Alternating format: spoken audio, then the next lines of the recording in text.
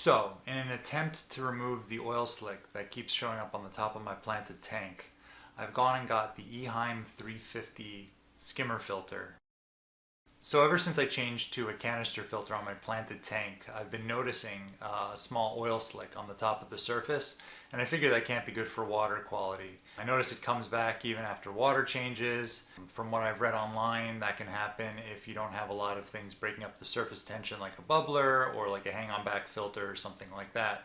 So I've gone ahead and got the Eheim Skim 350 filter here, and what it's supposed to do is suck the water in from the surface and then filter it through. I'm going to go ahead and give you an unboxing video of that now and see how it goes once I install it in my tank and give you my feedback.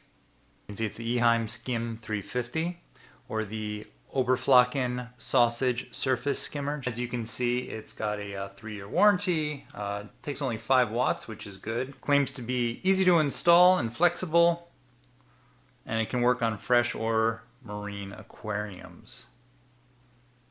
Let's go ahead and see what other details it has here.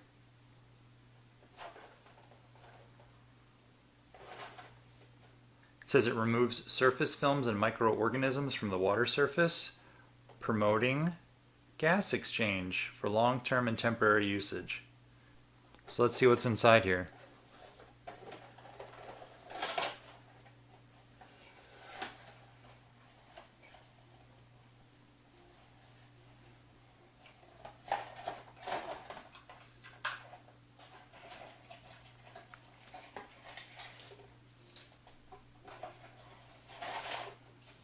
All right.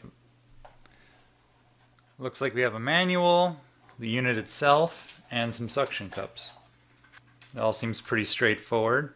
From what I understand, this is supposed to float up and down with the water line. Now let's go ahead and take it over to our aquarium and set it up. So here you can see the sheen on the surface of the water. This is what I'm trying to get rid of. And it just keeps coming back despite how many water changes I do. So I suspect it comes in from like just the food and just whatever other natural aquarium-y things happen. Okay, so off camera, I've installed the suction cups on the back. There's 3 provided. There's 3 holes back here. The instructions recommend you go ahead and twist them on while pushing in like that. So that went fairly well. They also recommend that you down adjust this flow regulator here on the side when you first install it. And to do that, you just go ahead and pull it down like that. And they also recommend that wherever you adjust the position of the unit, you go ahead and make sure that this is fully extended so that it can move down with the water as it evaporates.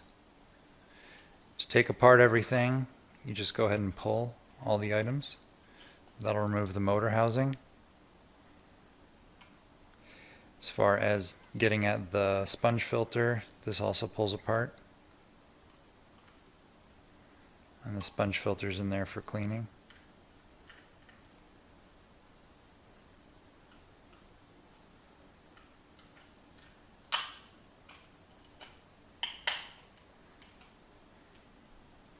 Okay, one thing I'm already not a super huge fan of is that the power cord comes out of the bottom. That's going to be kind of awkward in my tank, but we'll see how it goes.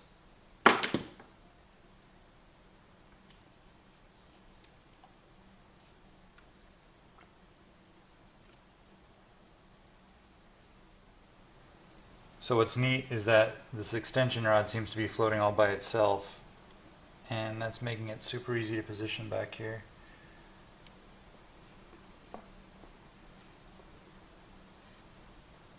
Alright, it seems to be in place here.